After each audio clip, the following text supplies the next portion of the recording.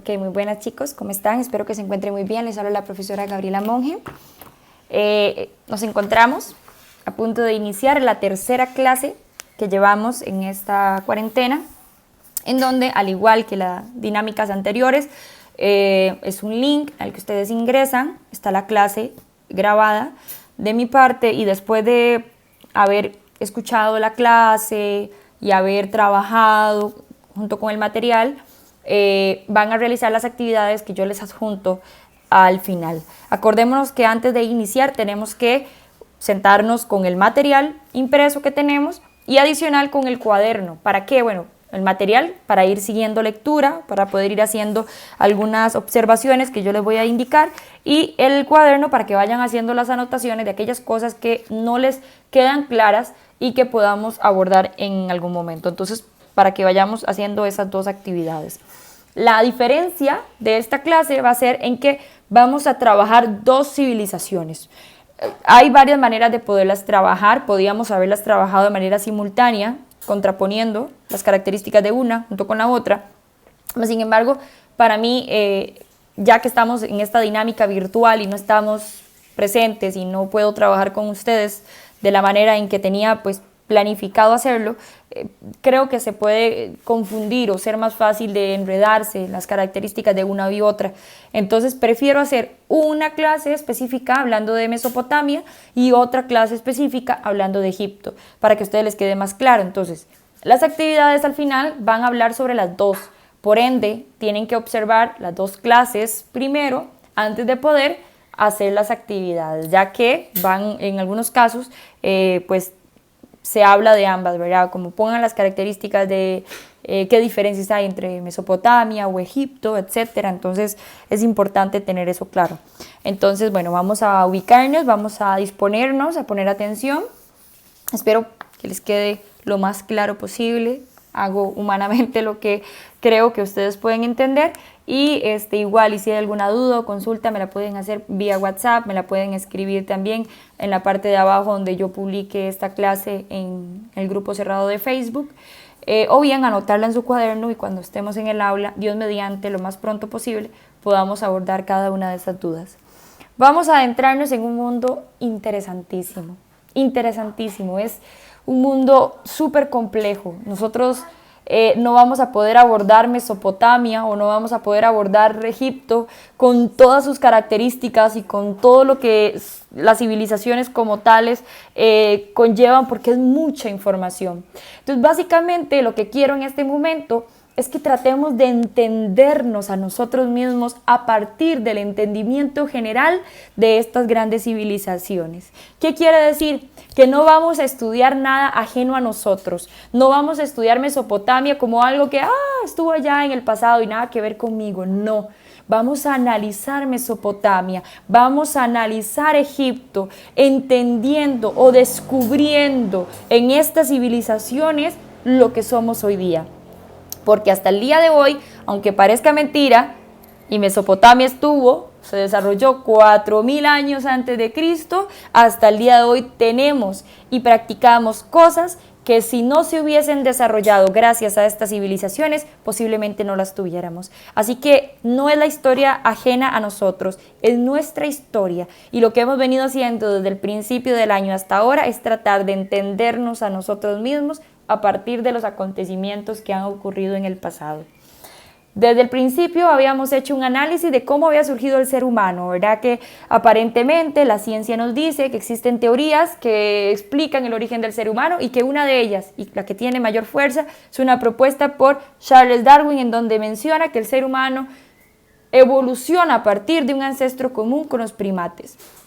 Es decir, que nosotros no surgimos como seres humanos, como nos conocemos actualmente, sino que éramos una especie que fue haciendo cambios evolutivos paulatinamente a través de los años hasta convertirse en lo que somos hoy.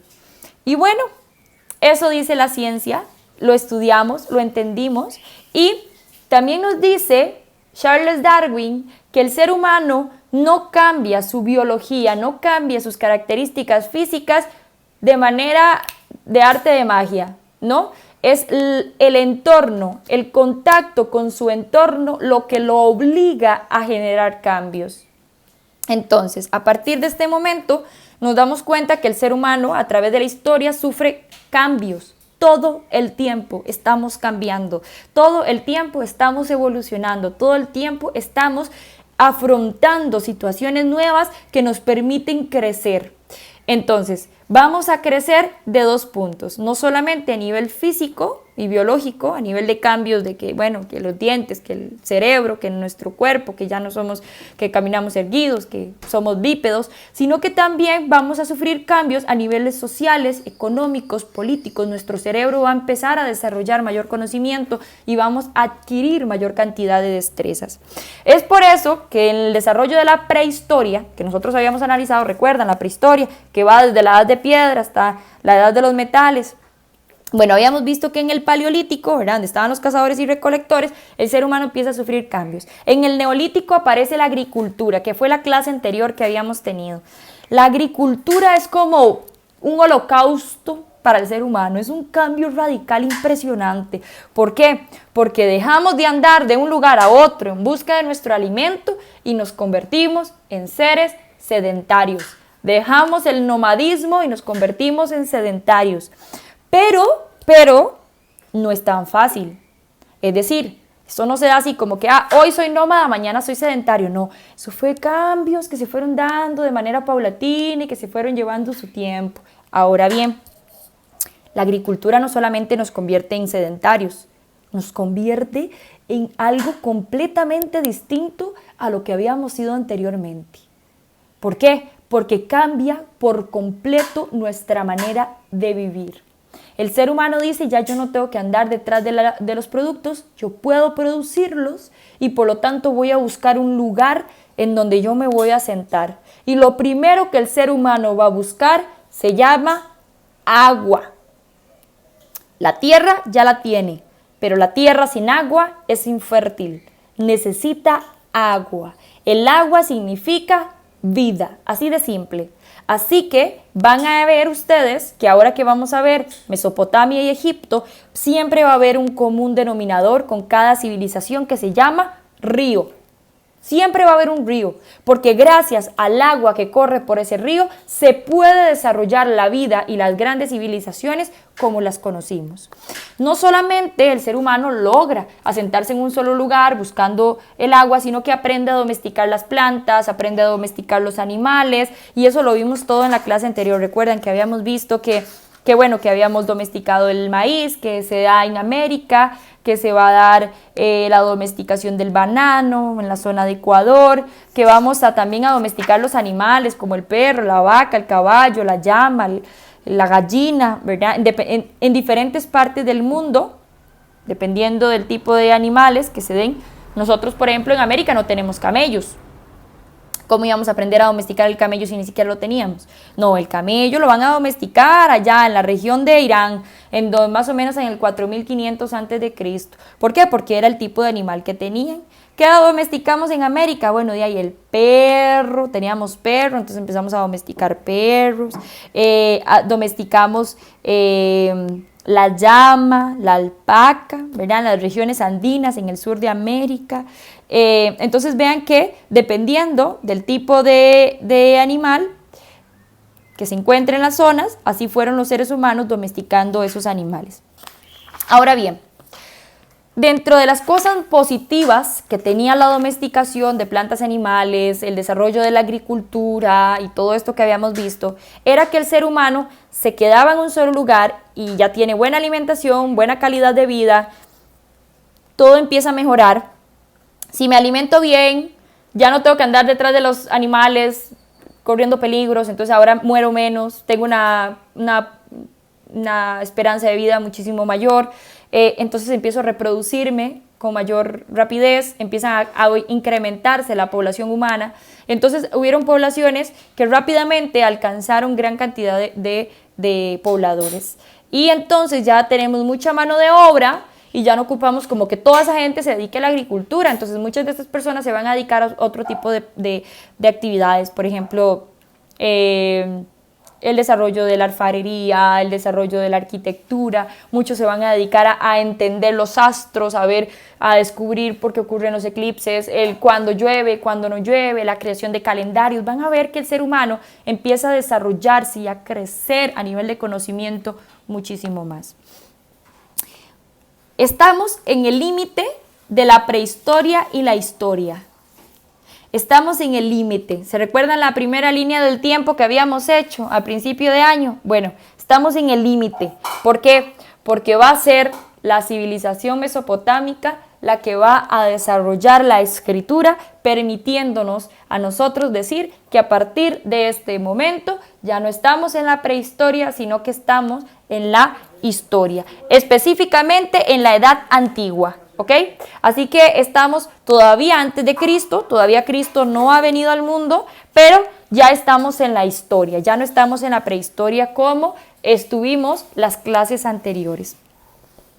La primera civilización que vamos a analizar es Mesopotamia. Dice que Mesopotamia se va a desarrollar más o menos en el 4000 antes de Cristo, casi que de manera simultánea se va a desarrollar Egipto. Por eso es que las estudiamos juntas. A pesar de que en este momento yo las estoy dividiendo, las trabajamos juntas porque básicamente tanto los sumerios en Mesopotamia como los egipcios a orillas del Nilo se desarrollaron más o menos en el 4000 a.C. en diferentes zonas, pero fueron dos civilizaciones que fueron creciendo y convirtiéndose en grandes civilizaciones o imperios. Mesopotamia se va a ubicar en medio de dos ríos que se encuentran en lo que hoy es el país de Irak en su mayoría, que se llama Tigris y Éufrates. Así que si ustedes tienen algún mapa mundi por ahí cerca o lo pueden buscar en internet, van a darle stop en este momento al video y van a buscar en el mapa al Tigris y al Éufrates y van a entender que en medio de esos dos ríos se va a ubicar un poquito al sur, se va a ubicar el Valle de Mesopotamia, en donde se va a desarrollar una de las civilizaciones más importantes del ser humano. ¿Okay? Gracias a que se desarrolla en medio del Tigris y el Éufrates, su nombre, Mesopotamia, es el derivado de lo que se llama tierra entre ríos. ¿Por qué? Está en medio de dos ríos, y dos ríos muy importantes. Los mesopotámicos aprenden a trabajar con el río, crean diques, empiezan a manejar canales, regadíos artificiales. Ellos aprenden a hacer uso del agua de tal manera que su agricultura va a crecer con muchísima fuerza y van a ser muy importantes gracias a eso. Ahora bien, los primeros pobladores que van a habitar Mesopotamia van a ser los sumerios, van a ser los primeros en llegar, más o menos en el 3600 a.C. Sin embargo, no fueron los únicos, ¿okay? Si bien los sumerios, hablamos mucho de los sumerios porque fueron los primeros pobladores del territorio, fueron después llegando otros pobladores que se fueron asentando en estas ciudades-estado que se van a desarrollar a orillas del río Tigris y Éufrates, que van a conformar lo que vamos a llamar Mesopotamia. Por ahí del 2300 a.C. llegaron los acadios, en el 1900 a.C. se establecieron los elamitas y los amorritas, en el siglo 1600 a.C. se establecieron los asirios y en el 612 a.C. se establecieron los babilónicos. Y fue uno de los momentos más fuertes o de mayor esplendor de la ciudad de Mesopotamia, o del territorio de Mesopotamia, perdón. Mesopotamia se va a desarrollar gracias a estos ríos.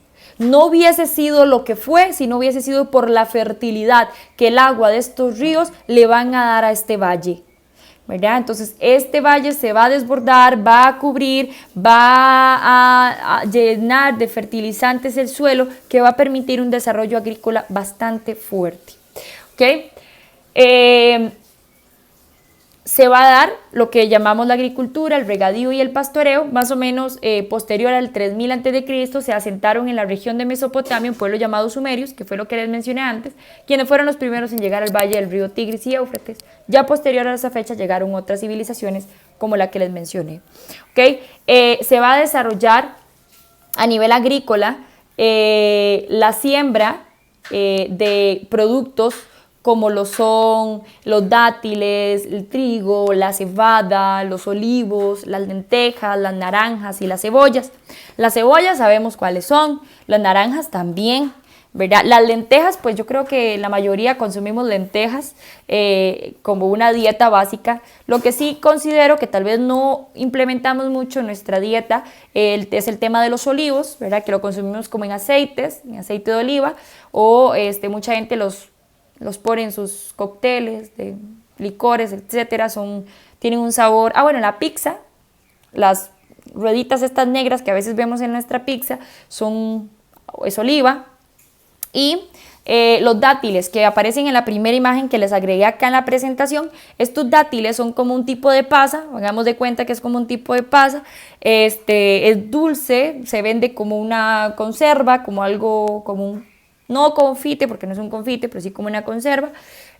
No es fea, es rica, sí es un poquito pasta y tiene como algunos sedimentos duritos, ¿verdad? Que a la hora de consumirlo generan como una cierta molestia, pero al final vieras que es bastante interesante el sabor que tiene esto. Yo nunca en mi vida los había probado, un día conseguí como para salir de la duda y pues no son tan feos, se dejan comer. Los mesopotámicos, como les decía anteriormente, se establecieron en ciudades-estado y estas ciudades-estado se administraban de manera independiente. Más bien entre ellas competían, ¿verdad?, por conseguir el poder de otros pueblos que se encontraran cerca de estos territorios. Entonces, entender, ¿verdad?, que a nivel de organización, Mesopotamia estaba constituido por ciudades-estado. Una de las ciudades más importantes fue Ur, y fue descubierta ya en el siglo XX, por ahí de 1930, ¿verdad? Que ya la descubrimos, pero que en su momento fue una de las más esplendorosas. ¿Por qué se considera que fue una de las más importantes? Bueno, porque la infraestructura que se encuentra en donde estuvo ubicada Ur, pues es muchísimo más emblemática que tal vez algunas otras que podemos ver, pues sin embargo hubieron muchísimas otras como Basora, Susa, Borsippa, Eridu, ¿verdad? Y Ur también, que se encuentra más como al sur de lo que es el territorio. Vamos a ver, continuamos. Los mesopotámicos van a desarrollar lo que vamos a llamar la escritura cuneiforme, ¿okay? Aquí tienen una imagen en la presentación de lo que es la escritura cuneiforme. También en el material de ustedes, en la página 35, van a poder observar en la parte de abajo una evolución de la escritura cuneiforme, ¿verdad?, de cómo fue primero y después cómo fue perfeccionándose a través del tiempo, porque no fue como que la descubrieron ya tal cual de la noche a la mañana, sino que se fue dando de manera paulatina. Y esta escritura va a ser la que nos va a permitir decir que ya no estamos en la prehistoria, sino que ya estamos en la historia. Acuérdense que los primeros vestigios de escritura que tenemos son los dibujos que se hacían en las cavernas, ¿verdad?, por parte de los seres humanos de la prehistoria, pero no eran considerados escritura como tal, ¿verdad? Entonces va a ser, sino hasta la escritura cuneiforme de los mesopotámicos, que ya podemos hablar de que hemos adentrado en el mundo de la historia. El desarrollo económico de Mesopotamia se va a sostener a través de lo que es el trueque. ¿Y qué es el trueque? El trueque es un término que ustedes, me imagino, han escuchado mencionar antes. Es el intercambio de productos, el intercambio de mercancías. El trueque es: yo cambio tanto de lino y usted me entrega tanto de, no sé, de oliva, ¿ok? Porque consideramos que tanto y tanto es un equivalente a nivel de valor, ¿verdad?, de trabajo, etcétera. Hay productos que tienen mayor valor por un tema de complicidad, que es más complejo poderlos producir, o que son más difíciles de conseguir, o que son solamente consumidos por cierta población, entonces y por lo tanto adquiere un valor mayor. Pero esto a través del tiempo se va haciendo cada día más difícil. Mesopotamia cada día se va desarrollando todavía más y más y más. Llega un punto en donde ya el trueque les queda corto. ¿Por qué? Porque hay productos que necesitan ser comercializados y que ya no hay un equivalente a ellos en otro tipo de producto. Por lo tanto, aparece lo que llamamos los lingotes de oro con sello real. Y esto va a ser los primeros indicios de un concepto de moneda. Hoy día nosotros vamos al súper, pagamos con una moneda, con un billete y todo parte sin novedad, ¿verdad? No hay gran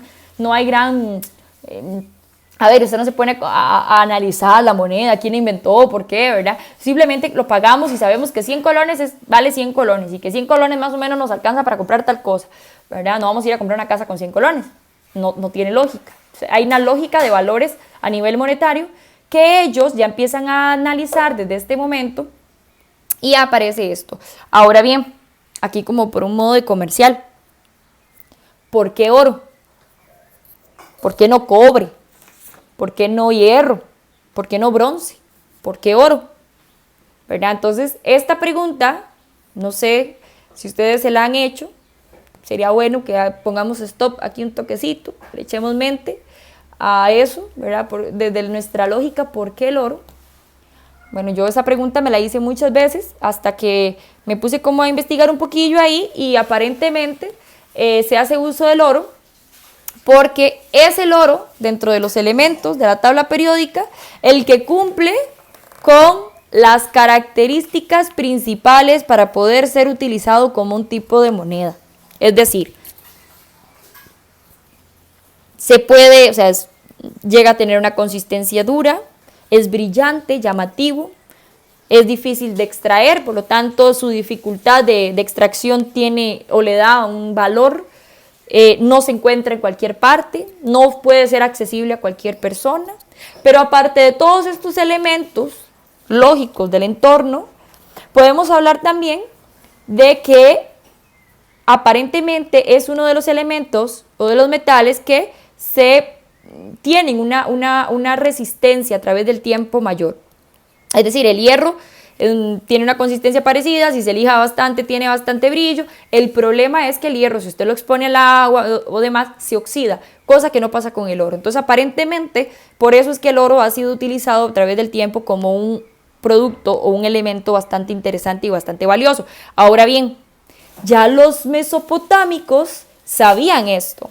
Ya ellos habían pasado por la edad de los metales, en donde ya el ser humano había hecho uso del cobre, del bronce, del hierro, ya sabían cómo había que trabajarlo, cómo había que fundirlo, todo el proceso que llevaba, y encima sabían de que algunos de estos tienen algunas pulgas, ¿verdad? Algunas cosas no tan buenas, que es que o se oxida o que es más fácil de accesar a él, etcétera. Entonces, al final el oro es el que tiene como estas características. Es vacilón.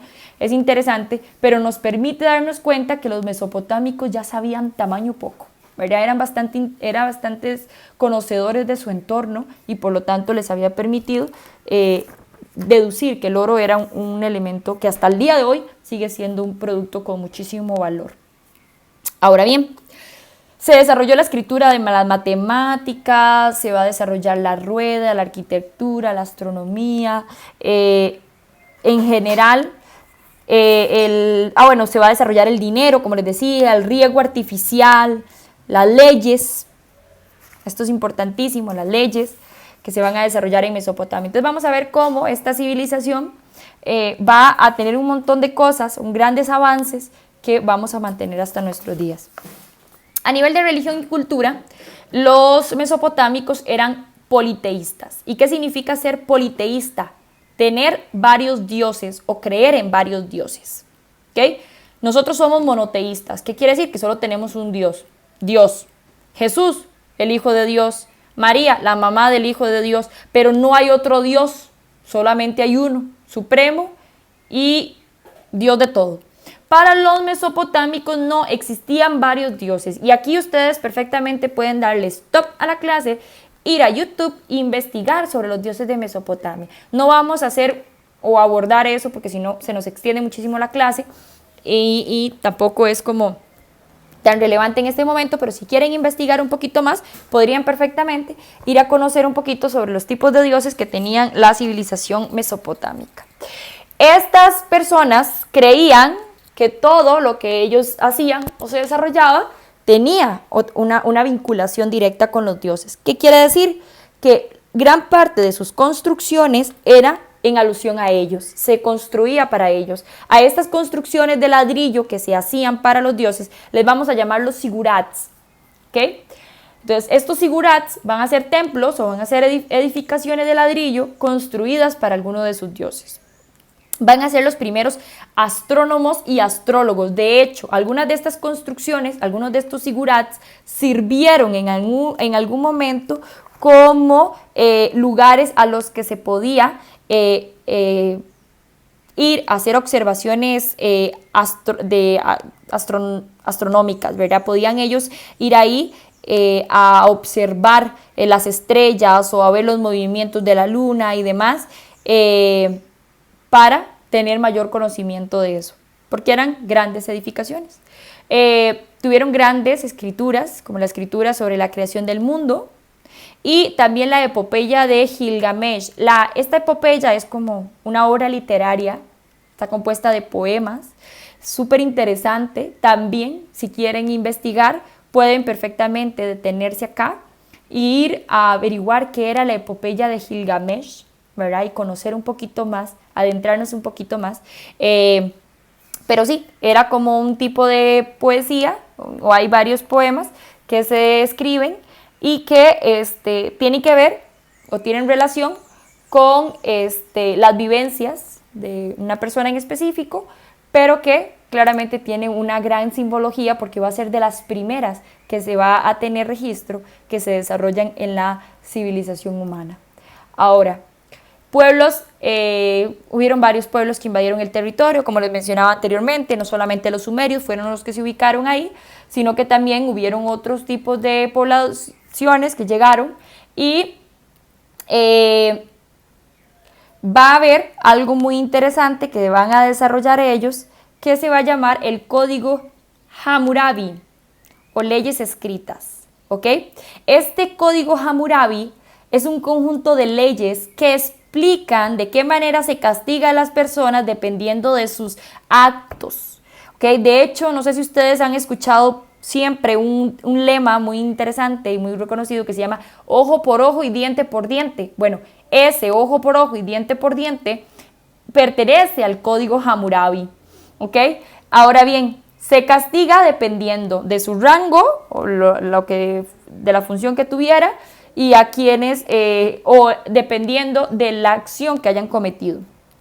Por ejemplo, se les castigaba con pena de muerte a todas aquellas personas que robaran, o sea, que fueran ladrones, que ocurrieran o que no incurrían al llamado del ejército, es decir, que les dijeran tienen que ir al ejército y se escondieran, así que si los encontraban, los mataban, y se les castigaba también cortándole las manos al hijo que golpeara a su padre. El respeto al padre era fundamental. Si usted levantaba su mano para hacer algo a su padre, a su progenitor, se le cortaba las manos. Así que vean qué interesante el Código Hammurabi creado por los mesopotámicos, en donde se castigaban algunas acciones.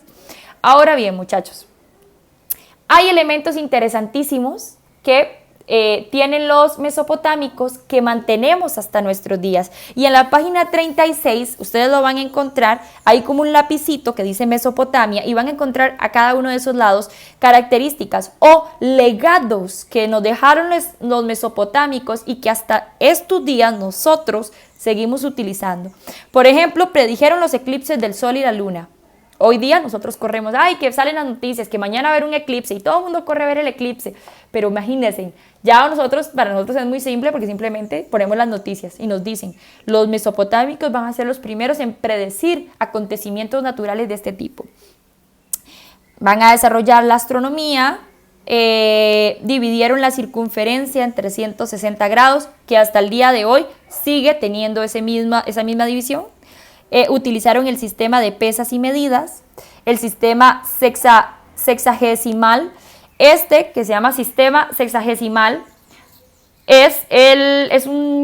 bueno, no soy matemática, posiblemente la profe Mati puede hacerles un aborde un poquito más profundo, pero a lo que tengo entendido es esta base de 60, ¿verdad? Este conteo a partir de 60, que hasta nuestros días lo seguimos utilizando, por ejemplo, en las horas, y en los minutos, y en los segundos, ¿verdad? 60 segundos, un minuto, 60 minutos, una hora, ¿verdad? Entonces vean que el tema de los 60, ¿verdad? Como un tema numérico, lo seguimos utilizando y fue desarrollado por los mesopotámicos. Ellos van a desarrollar el ladrillo, Crearon una semana de 7 días, nosotros seguimos manteniendo una semana de 7 días.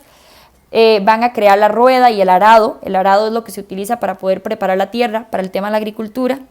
Se va a dar el primer código de leyes, que era el código de Hammurabi, que ya les había mencionado, y crearon el horóscopo, que hasta nuestros días muchos van a abordar el horóscopo para conocer las predicciones del futuro. Bueno, eso lo utilizaban los mesopotámicos también. Ahora bien, creo que hicimos como un aborde rápido de los mesopotámicos. Si hay algunas dudas o consultas, podemos, insisto, hacerlas a través del grupo cerrado de Facebook o por medio de WhatsApp. Y chicos, leer la información que está en el material. Hay cosas que tal vez se mencionan en el material que van un poquito más a profundidad. ¿Qué vamos a hacer a partir de este momento? Vamos a ver un video corto de unos 4 minutos y medio sobre Mesopotamia, que nos va a permitir pues entender un poquito más lo que les acabo de explicar.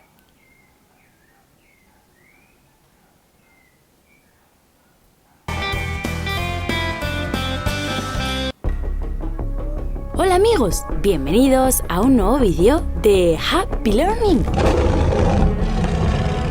Hoy vamos a conocer una de las primeras y más importantes civilizaciones de la humanidad. Hoy vamos a conocer Mesopotamia. La palabra Mesopotamia en griego significa entre dos ríos. Y a esta civilización se le llamó así por eso, porque estaba situada entre los ríos Tigris y Éufrates. En esas fértiles tierras surgieron 4000 años antes de Cristo las primeras ciudades-estado de la humanidad, siendo las más conocidas Ur, Uruk y Lagash. Estas primeras ciudades-estado eran independientes unas de las otras. Para protegerse estaban rodeadas de una gran muralla y en el centro de la ciudad construían el Zigurat, un templo donde vivían los sacerdotes y desde donde controlaban el comercio, las cosechas y los impuestos. El sacerdote supremo tenía el poder político y religioso de la ciudad. En estas ciudades se extendían campos de cultivos atravesados por canales de riego que aprovechaban el agua de los ríos. Con ella regaban los cultivos y daban de beber a los animales. La mayoría de los habitantes eran agricultores y pastores, aunque también había artesanos que vendían sus productos en los mercados. Con tanto bienestar, las ciudades fueron creciendo y los conflictos entre ellas por la propiedad de las tierras empezaron. Estas guerras hicieron que surgieran jefes militares, que poco a poco se convirtieron en monarcas, en reyes. Entre los años 3000 y 1000 a.C., las tierras de Mesopotamia fueron dominadas por diversos pueblos o ciudades. El primero fue el reino de Akkad, luego el imperio babilónico, después el imperio asirio y por último el imperio persa. Ya hemos conocido un poco de la historia de Mesopotamia, pero ¿sabéis por qué ha sido tan importante esta civilización para la humanidad? Pues por varias razones. La primera es porque fue Mesopotamia donde hacia el año 3500 a.C. surgió la escritura. Al principio lo hacían con sencillos dibujos llamados pictogramas. Aquí podéis ver varios.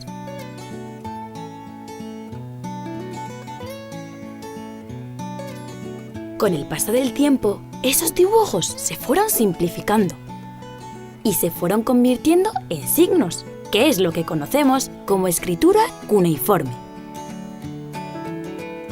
Esta escritura, como podéis ver en las imágenes, se realizaba con un punzón de madera sobre tablillas de arcilla. Otra de las grandes aportaciones de Mesopotamia fue su arte. En arquitectura crearon el arco y la bóveda, con los que consiguieron construir templos y palacios magníficos. Para decorar las paredes y las puertas de esos templos utilizaron relieves como este, donde el rey asirio Ashurbanipal está cazando leones. Por cierto, y antes de despedirme, ¿sabéis qué país es hoy en día Mesopotamia? Pues es Irak. Aquí podéis verlo. Adiós amigos, hasta el próximo vídeo.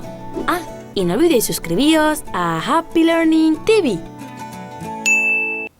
Ok, listo. Entonces vean que este video, si bien es corto y es como muy dinámico en cuanto a que no hace un abordaje como muy extenso sobre la civilización, sino que nos permite entender un poquito, a grandes rasgos, quiénes eran, nos permite pues ejemplificar un poco más lo que veníamos hablando y que espero les haya quedado claro y que puedan, si hay algunas dudas o demás, pueden abordar muchísimo mayor información, pero que de momento es parte de lo que vamos a ir entendiendo. Entonces, esta sería Mesopotamia, que es la clase número 1 de la número 3, y la segunda hablaría sobre Egipto, que, bueno, ya la vamos a escuchar, así que los espero en la siguiente. Hasta luego.